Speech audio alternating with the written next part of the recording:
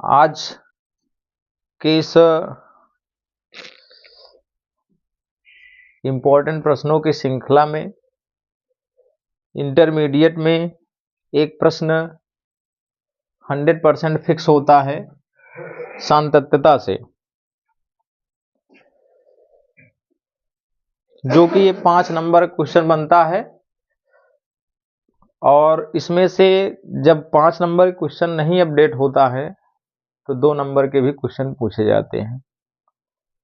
इसमें बहुत ही विशेष कुछ ज़्यादा समझने की आवश्यकता नहीं है और ये बहुत ही सिंपल होता है, बहुत ही आसान है सरल करना।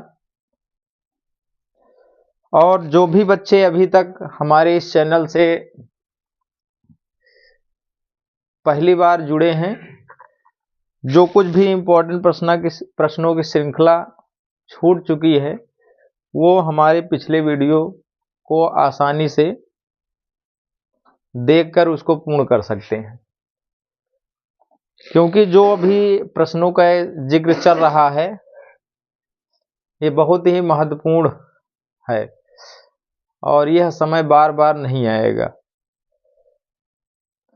जितना भी प्रश्न आप इस नए तरीके के या प्रारंभ में जो ये शुरू की गई है मुहिम, उसके हिसाब से आप सीख जाओगे, वो रिविजनल पॉइंट में ऐसा कोई भी नहीं दे पाएगा। तो ये जो महासंग्राम है इम्पोर्टेंट क्वेश्चन का, ये कंटिन्यू इसी प्रकार से चलता रहेगा। तो चलिए देखते हैं सातत्यता होती क्या है। इसमें बहुत ज़्यादा डिटेल नहीं बताएंगे क्योंकि समय बहुत ही कम है, लेकिन इतना बताएंगे जिससे आप आसानी से किसी भी प्रश्न को आसानी से हल कर सकोगे। ठीक है, जैसे सातत्यता का मतलब होता है किसी बिंदु पर जो है किसी फलन की कंटिन्यूटी चेक करना, है कि नहीं। तो मान लीजिए यहां पे हमने एक बिंदु ले लिया, क्या x बराबर a ले लिया, ये है x बराबर b। ठीक, अब जैसे कोई विशेष बिंदु है, इससे आगे पीछे अगर चलते हैं, देखो जैसे इसके पीछे अगर किसी बिंदु पर आप चर्चा करने चाहते हो, इसके आगे किसी बिंदु पर, अगर ये तीनों बिंदु पर एक ही वैल्यू देता है तो समझ लीजिए x बराबर a पर क्या है, जो भी फलन दिया गया है वो संतत है।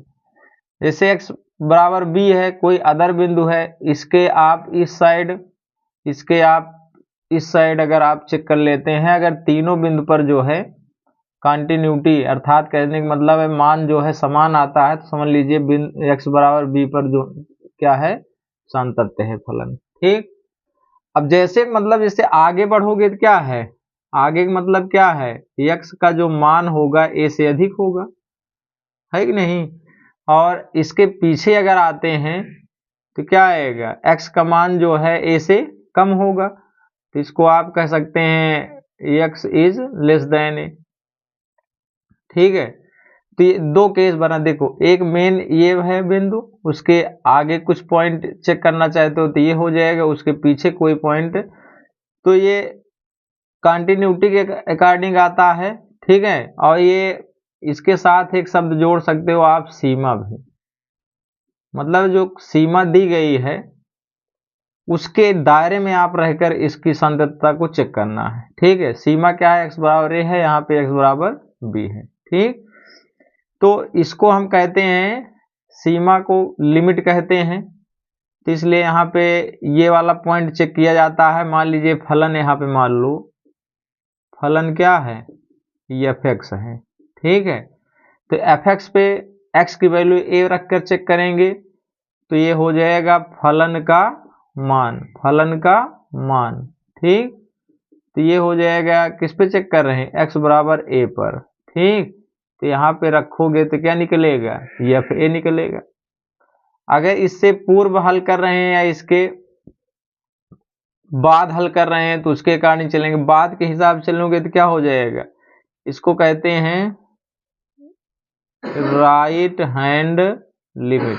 वैसे भी देखो जनरल हम जिस हिसाब से खड़े हैं ये हमारा राइट है, हमारा लेफ्ट है, तो राइट हैंड लिमिट में क्या क्या निकाला जाता है, यहाँ पे लिखा जाता है x is greater than a, ठीक है, यानी x का जो मान है वो अधिक है, ठीक है ना।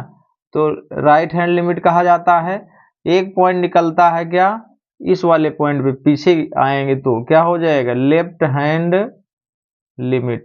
इसमें क्या होता है, x is less than a होता है, ठीक है, यानी a से वैल्यू x की क्या है, कम है, ठीक। फिर उसके बाद फिर क्या लिखा जाता है, लिमिट को शॉर्ट में यहाँ लिखते हैं LIM, लिमिट पढ़ा जाता है। फिर x टेंस टू, यहाँ पे a दिया गया है तो a लिखा जाएगा, और अधिक y वैल्यू लेते हैं इसलिए पॉजिटिव लिखा जाता है, तो यहाँ पे लिखा जाएगा फंक्शन ऑफ fx। इसमें भी वही करना रहता है, limit x tends to a negative, तो यहाँ भी फलन क्या है, fx। देखो ये मेन वैल्यू मुख्य मान कहलाया, राइट हैंड में जाएंगे तो x is greater than a, left hand में जाएंगे तो x is less than a, ठीक है।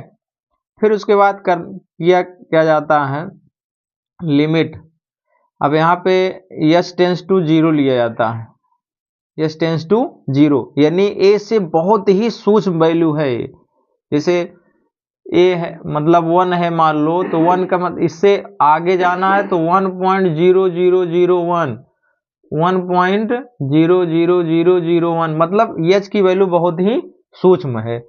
तो अगर हम h टेंस टू 0 कर रहे हैं तो यहाँ पे क्या आप इस रूप से नहीं लिख सकते, जैसे a प्लस है तो यहाँ पे a प्लस, यहाँ पे h की वैल्यू 0 ले रहे हो तो इसलिए यहाँ पे क्या हो जाएगा, a प्लस h, ठीक। अब यहाँ पे माइनस लगा है तो इसी अकॉर्डिंग आप याद कर लेंगे, s टेंस टू 0, यहाँ पे क्या हो जाएगा, a माइनस h, ठीक।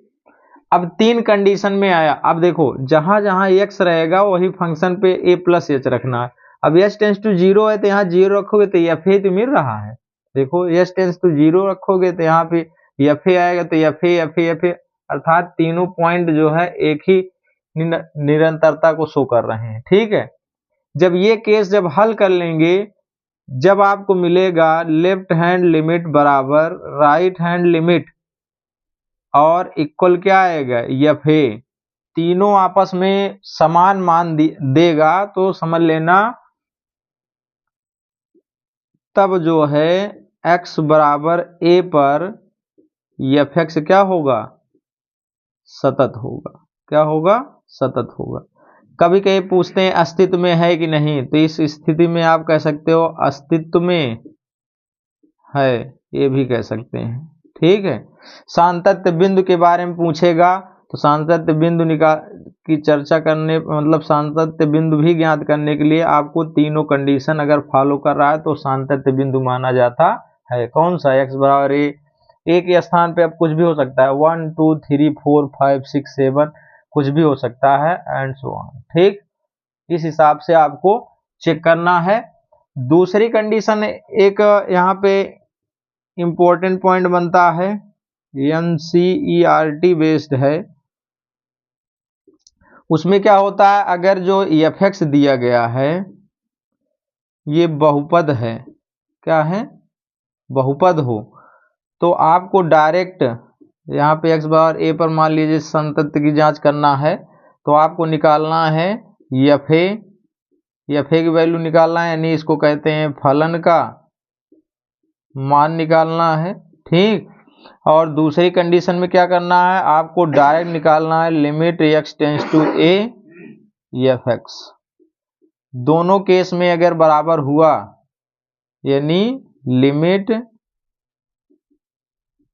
यहाँ पे x टेंस टू a और बराबर fa, अगर ये केस भी अगर मिल गया तो इस तरह से भी आप दिखा सकते हैं यदि बहुपदीय फलन है तो ये दो पॉइंट निकाल लीजिए, दोनों केस में बराबर होगा तब आप यहाँ लिख सकते हो x बराबर a पर fx क्या होगा, संतत होगा, क्या होगा, संतत होगा, ठीक।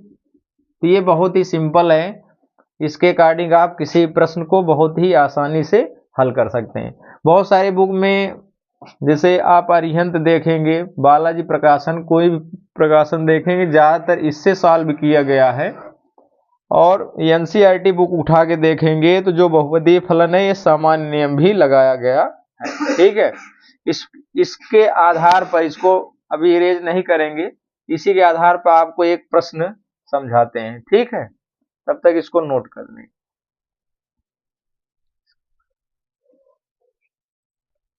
चलिए देखते हैं। जांच कीजिए कि एफ एक्स इक्वल फलन दिया गया है एक्स स्क्वायर प्लस 5 है कॉमा एक्स बराबर 0 पर सतत है। देखो हमने यहाँ पे चर्चा किया है बहुपद फलन हो। बहुपद मतलब क्या होते हैं, जब चर की घात क्या हो, ऋणोत्तर घातें होती हैं तो बहुपद कहलाते हैं। देखिए तो ये बहुपदीय फलन है, तो आपको ये इस टाइप के क्वेश्चन जो है 2 नंबर में आपसे पूछे जाते हैं डायरेक्ट। ठीक है ना, तो आपको कुछ नहीं करना है, इसी मेथड से हमें हल कर देना है। ठीक है, तो यहाँ पे क्या लिखोगे, हल लिखोगे।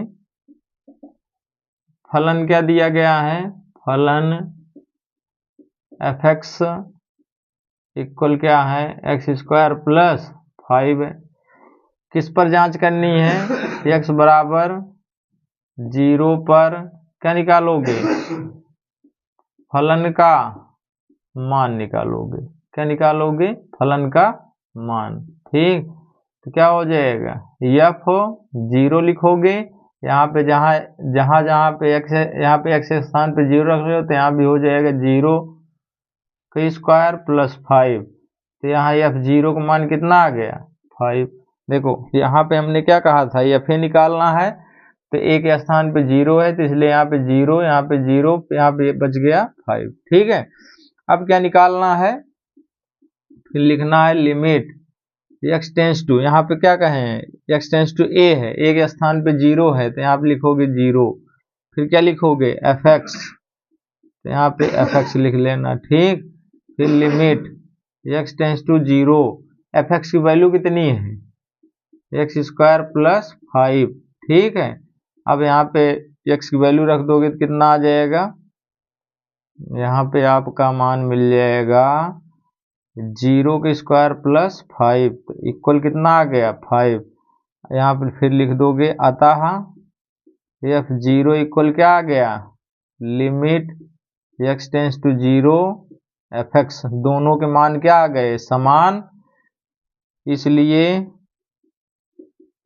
क्या लिखोगे, इसलिए एक्स बराबर 0 पर एफ एक्स क्या है, सतत है। ठीक, कितना सिंपल है, देखिए केवल जितना हम मेथड बताए हैं उसी के अकॉर्डिंग आपको हल कर देना है।